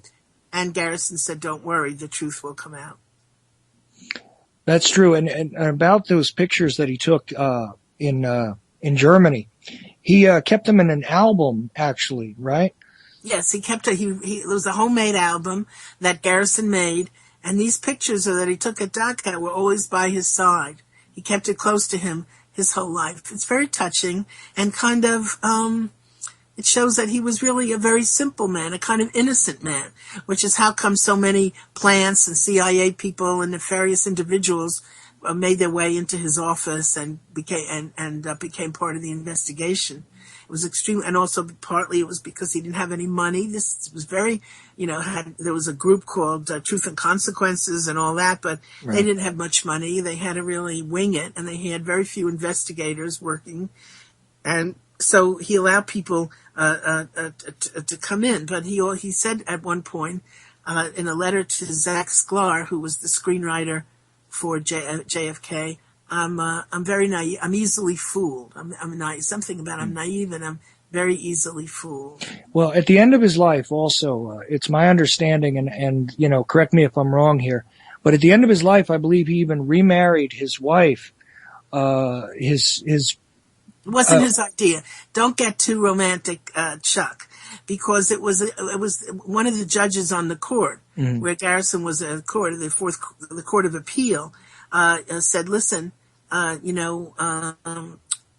will happen to your pension when you die?" And then Judge Tom Early, who was a friend of Garrison's, also pressured him to remarry Liz. And Garrison replied, "You marry Liz." It was this type of humor. And finally, the children pressured, and finally he did it, and he gave in and remarried Liz so that she could have the pension. But it wasn't his. I just don't want. I kind of have the feeling it's better to look at the realities, not the illusions. It's always, this is history now. We can't afford to. I don't know. I feel that way about Garrison's extramarital life. I don't think it had anything to do with his work on the Kennedy assassination, just as I don't agree with Cy Hirsch, who said that somehow John F. Kennedy's decision-making was influenced by his womanizing and promiscuous behavior. I don't think it had anything to do. I think that it had no influence on it at all, but that he was a kind of serial, I don't know what's the word. I can't think of the word. It's late at night now. Adulterer, possibly. Well, he was he had to have many different women all the time. And the great line of Nora Ephron is not an exaggeration. She said, "I was the only White House intern he didn't hit on." That doesn't mean it changes his policies or his value historically, but that's just the complete picture. And if we lie about any one thing, we're going to lie about another thing. You can't be trusted to anything that you say if you cover up and by the way, what's so well known. Absolutely true. And I just love the fact that we could go into all this and examine, the texture of a character. And we didn't really cover it in depth, but if you want to understand this character, if you want to understand this man, if you want to understand the context of what was going on, I definitely, urge you to pick up at the very least as a starting point the two books that Joan wrote about Garrison, which Joan, they were A Farewell to Justice, which has just been reissued with the extra 90 pages in it, and yes, and the other book is called Jim Garrison: His Life and Times, and so those are both in paperback, both available on Amazon. And the reissue of A Farewell to Justice is published by Skyhorse. And on the cover, I deliberately put Perry Russo, Garrison's chief witness, because I wanted to say that despite all the efforts to undermine Russo's testimony, they failed, and he was telling the truth. Absolutely. And you also wrote the book on DeMoore and Shields. Go ahead. Mention all those. The other book is called about George DeMoore and Shield, who was Lee Harvey Oswald's handler in Dallas and Fort Worth, and it's called Our Man in Haiti, George DeMoore and Shield, CIA, and there's a In the Nightmare Republic. I took that from Graham Greene because I wanted to have two quotes from Graham Greene in the title. Our Man in Haiti, of course, relates to Our Man in Havana, and in the Nightmare Republic, that's a phrase in Graham Greene's novel, The Comedians, that he uses to describe Haiti, and it has been indeed a nightmare republic. Haitians may not like to see that, but I think that's really what it was. And there was George DeMoore and Shield doing in Haiti what he was doing with Oswald, and that is working for CIA. Right, and also The Great Game in Cuba. The Great Game in Cuba is about how CIA thwarted its own plan to unseat Fidel Castro. And that book is partly about Texas, partly about Robert J. Clayburgh Jr., a lot about Cuba, a lot about CIA, and takes the point of view of Cubans who wanted their country back. It's an unusual point of view for me, but why not? And I had a marvelous source in Alberto Fernandez, and who really told me his story, and also the story of Humberto Sori Marin, who was wanting a different Cuba from the one that Fidel Castro created. Right. I was particularly impressed with the book on Haiti, by the way, with all the background information. I learned so much and never knew all that, about how Haiti had evolved. But also Joan has written books on, Bobby Knight, film. I mean, there's all, you're a prolific writer. I wrote biographies, and I think they all prepared for writing about Garrison. I wrote biography of a writer called Kay Boyle, and a dual biography of Lillian Hellman, the playwright, and Dashiell Hammett, the detective story writer. And that was very useful in learning how to write somebody's life story. How do you do that? And how to bring in, especially political people like Hellman and Hammett, how to bring the political views in and incorporate it into the story of their lives. Right. So we are just about out of time, but before I go, I want to make sure that you guys take a look at Joan's stuff. You can find her on Amazon.com. You can look for her at JoanMellen.com. You can always catch me now because this was show number 1, but the Ochelli Effect will be on UCY every Saturday night. All right. Catch you next time.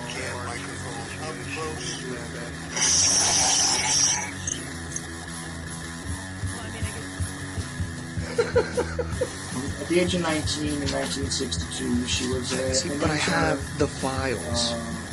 I read this stuff at the National Archives, and I read these other things. I said to myself, that guy, how can that be possible?